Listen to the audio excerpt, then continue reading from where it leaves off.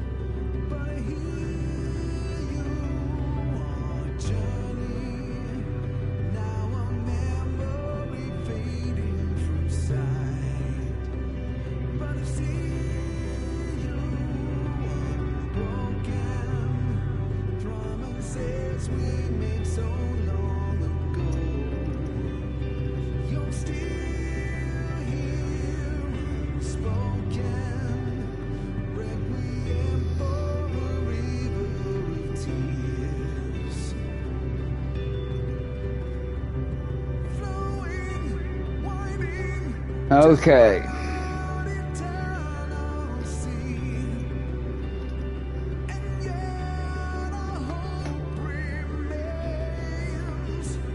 Before I get into what happened after my graduation, I've got to backtrack a little bit.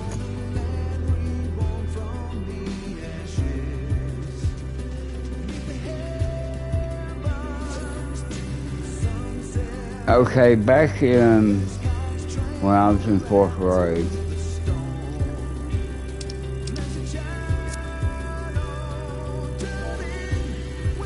I was diagnosed with Still's disease.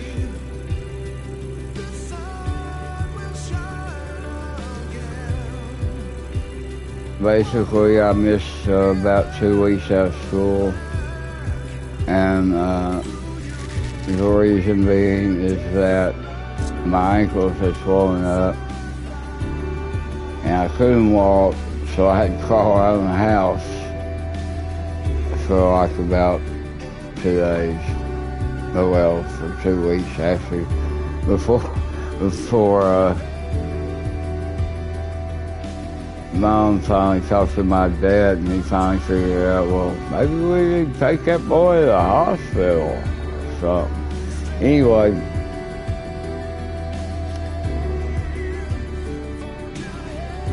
that happened, and I've been dealing with it all my life, but from that time forward, I had all kinds of issues. When I played baseball, I was in pain, but I still kept playing because the doctor told me what kind of issues I was going to have. I'm like, well, it ain't going to keep me from playing baseball. And I did while I was in high school. I played baseball and ran track. Of course, I played baseball like I was like 8, 7 years old whenever we moved to Hudson. But long story short, that took place, and I was dealing with a lot of that stuff. But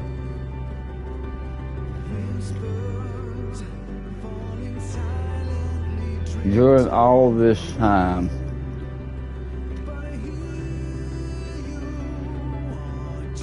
there were just like so many things that Mom and Dad told all of us, me and my siblings. And number one was that, you know, one of these days we're not going to be here. It's just going to be you guys. So y'all going to have to learn how to deal with that. Oh, well, okay, you know. And when you hear stuff like this when you're like, you know, 7 or 8 years old, you're like, yeah, whatever, you know. Because even at 7-year-old, you're like, You're young, you're bulletproof, you think you're gonna live forever. You know? And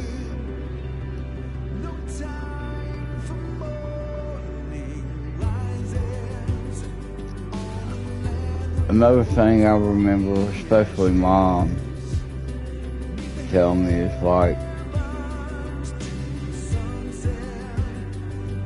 I don't have to tell you anything. I can just sit there and look at you, and you'll sit there and figure it out. I don't have to say a word. You just sit there and figure it out.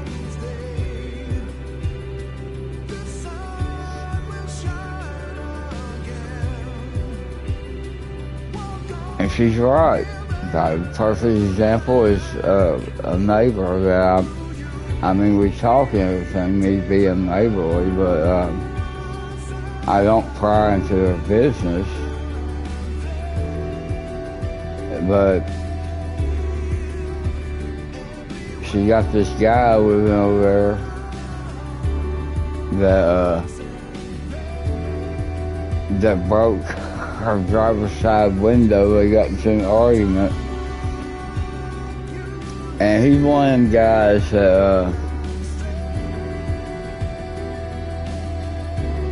he's a loser, okay?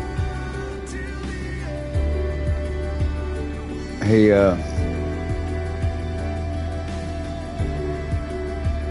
can't afford a place of his own, so he's got to move in with a woman. He don't like to work. And he's only 57 years old. And I mean, when I was 57, I was working.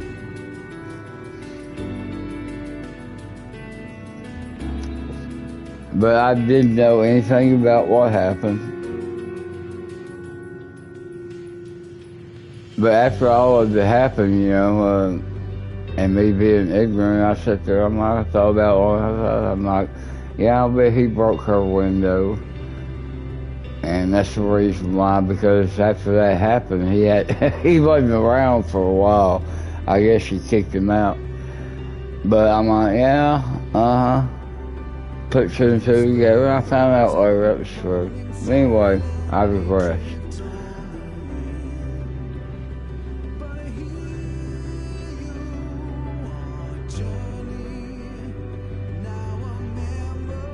So it's 1980.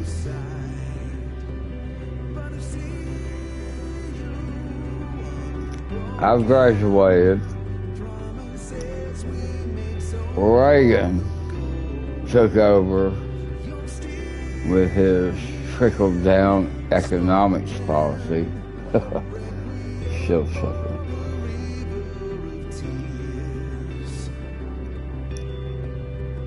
So I spent the summer after Reagan takes office working. I work at a department store called Woolco, which is a branch of Woolworths. And I think there might be a few of them around. They're mostly in Canada now.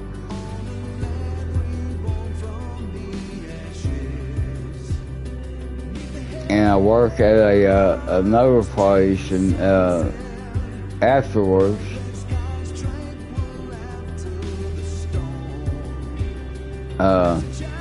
installing firewalls in the ceiling of the hospital in Lufkin.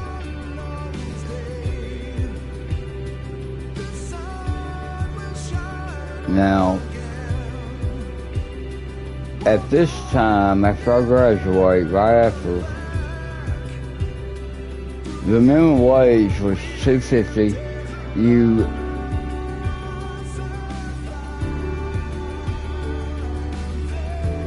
You could go anywhere, even where I was working at Woolco, without any experience, and even at the place where we were selling firewalls at the hospital, with no experience, and make $5 an hour. And this was in 1980. And between 1980 and 1981. I worked a number of jobs. See, I worked at Wilco in the firewall. I worked at a place where we built. It was a place that had pre-manufactured horse stalls, and we built the walls and stuff for those. And what else I do? Blah, blah, blah, blah. Oh, I worked for a Mexican food restaurant. This was during the summer of '80.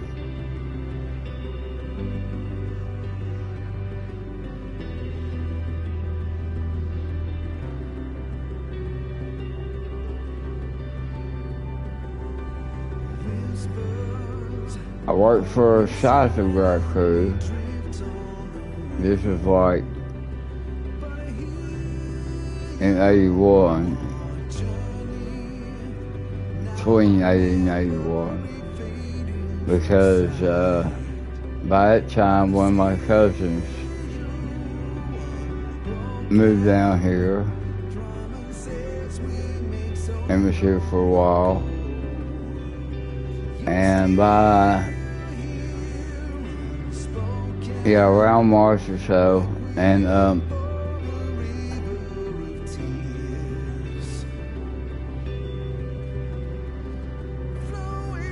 don't remember where. I think we were working together, but I don't remember where back then.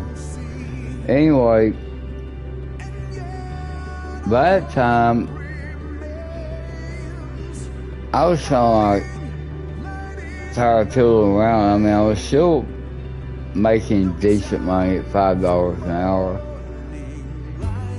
but yeah, I got out of high school. I was ready to get on my own, so I decided I was going to join the Air Force. So I had my little stint in the Air Force.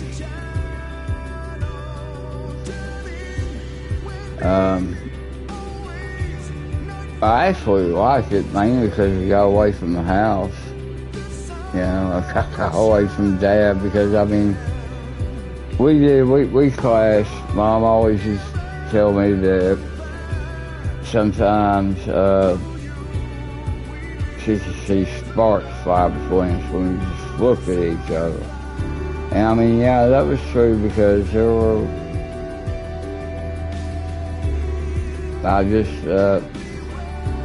I don't know how to explain it. It's just like,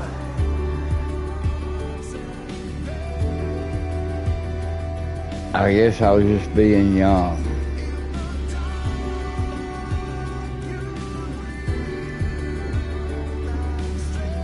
I was being young and I didn't want anybody to tell me what to do.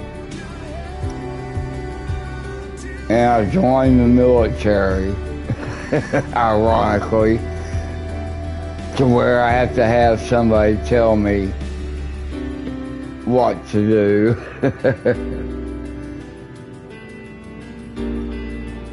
Anyway, that lasted for a couple of years. I got in trouble. I'll be on that. And I had to move back home. And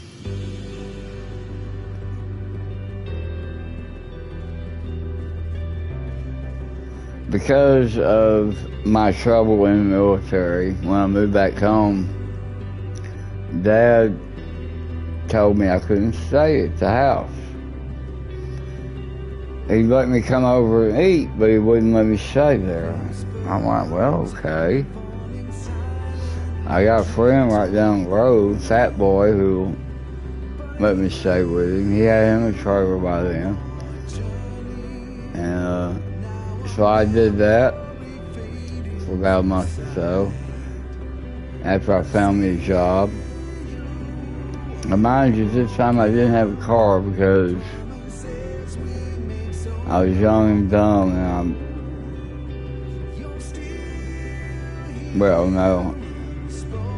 my Ford Courier. That's a story in itself. But simplicity, it ran hot, the engine froze up, so I was without a car the entire time. Well, not the entire time. I bought a car while I was in service, but I didn't have a car while I was in service, so I come back home, I don't have a vehicle.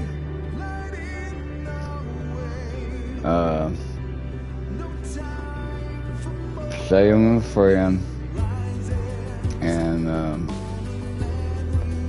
I finally get me a job, and Dad or Mom would take me back and forth to work and bring me back to my friend's house, and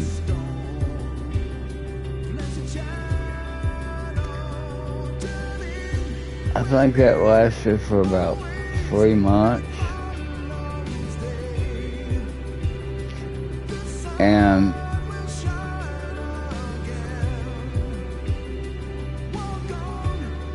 my friend was moving. He had a wife, and Fat Boy met this girl, and they got married, and so I couldn't stay with him anymore. And his dad was selling the trailer park, because his dad owned the trailer park and he owns the trailers. And because they were all moving to Livingston, because his dad bought a hotel and they were moving down there to run it. But in the meantime, there were empty trailers that his dad owned that he was slowly selling.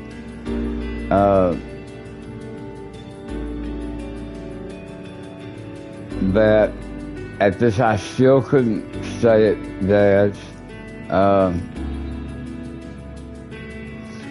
After I couldn't stay with Fat Boy anymore, I talked to Mom because Dad would let me come over and eat, and she told me she'd leave the bedroom window open for me to come in. And I remember having to sleep between the bed and the window, so Dad wouldn't walk in and see me. Until he caught me one time, and then I had to go sleep in one of those empty trailers that my Fat Boy's dad was selling. And so I wake up in one of those trailers, because I got lucky, there was a mattress in there.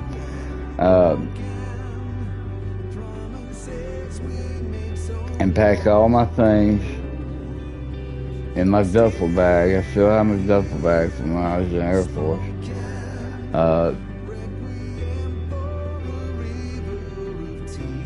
And normally I would go out and hide out in the woods, but for some reason why this day I didn't. That's what it was. Yeah. That's what happened. The trailer I was staying in that day, I went over to go visit Mom and Dad, because I was between jobs at this time. And what happened was, Fat Boy's dad came over and before he showed that trailer to see what was all in it, before he came and picked it up and saw my stuff, and he took it and didn't tell me. And I'm like, busted. I come back, the trailer's gone, my stuff's gone. I'm like, oh my God, I'm busted. You know, so I never said anything to him because I didn't want him to know it was me. Like, yeah, right, whatever, you know, you got your freaking duffel bag in there with your name on it. Who else could it be? But I was 19, still wet behind the ears.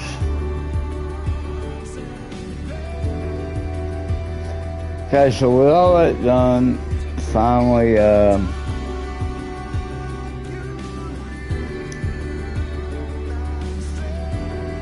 my aunt said I could come down and stay with her in Palestine. And that was one of the best things that ever happened to me, because I went down there and got a job right away.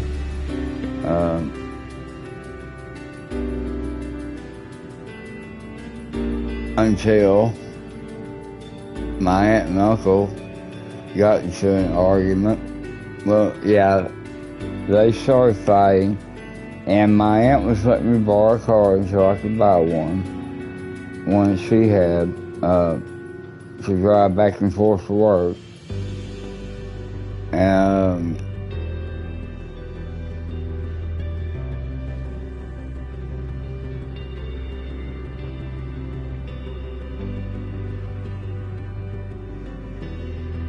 there was her and her husband and kids went to Six Flags one weekend, and I had to drive, and my uncle, which was her younger brother,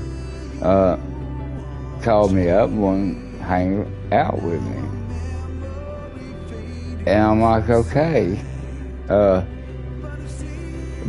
they were arguing, and I didn't know that she didn't want me to have anything to do with him at the time, so I went and picked him up. We rode around town a little bit and spent some time together, and somebody found out about it, so she kicked me out because of it. And I never will forget that day, because my other uncle lived about 5 miles from her, roughly.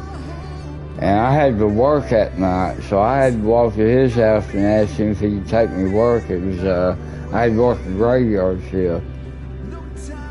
And I talked to him, and finally my grandfather let me move in with him. I could only be there for about 3 weeks.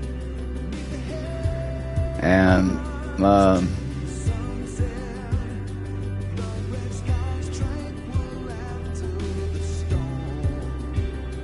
I was there with him long enough for me to find a place to stay. And to have more money to find a place to stay, because I wasn't making much money at the first job I worked at.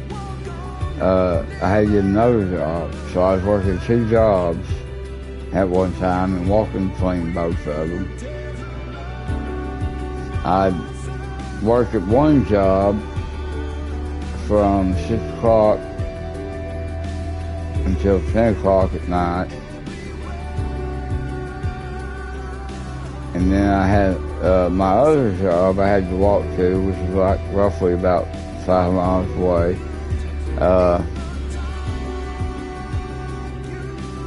I had to work a midnight shift there from 12 to 6. And then I'll walk back to Grandpa's house and go to sleep and get up and do it all over again. So I finally got me a place, which is a lot closer to one job. Well, no, what happened was the one job that I had, that I worked from 6 to 10, was the first job I had there. And I got the other job through my aunt, the one that kicked me out. and that was the one that I had walked through that was so far away. But I worked between both of those jobs until I finally got on full time at the second job, and I quit the first job. And I worked there for a while, and after I got an apartment and moved out of my grandfather's house, or apartment rather,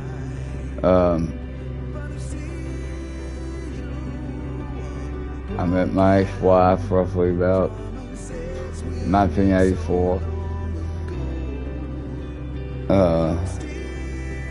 After I got another job.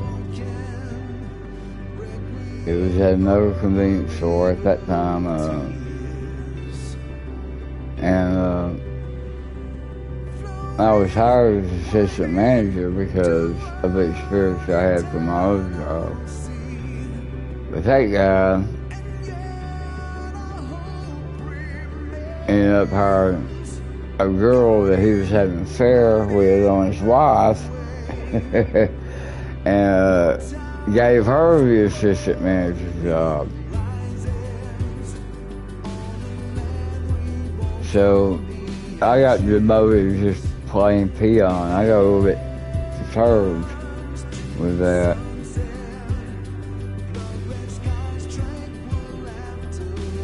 But me and my ex-wife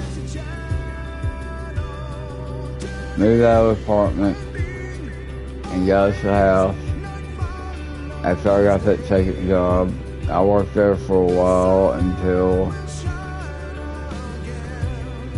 I had a grocery store manager that used to come in every morning that saw me working, and he asked me to work for him.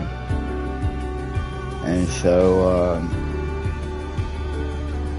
I went in and put an application in. And by this time I had a car because my dad had given me because me and my ex got married, but he gave me a car for a wedding present. So I had a way to go. I wasn't walking anymore. And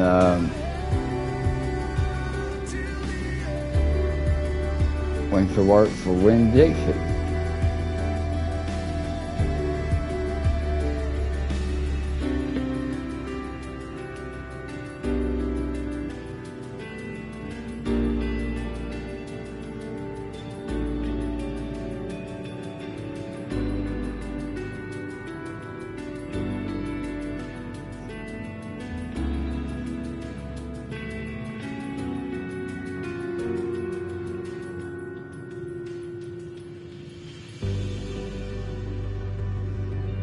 Oh, there's so many memories shift through. I think I'm gonna break this down into smaller pieces. It's getting late, and I'm about to go to bed. So I'm gonna stop here and make a part 2.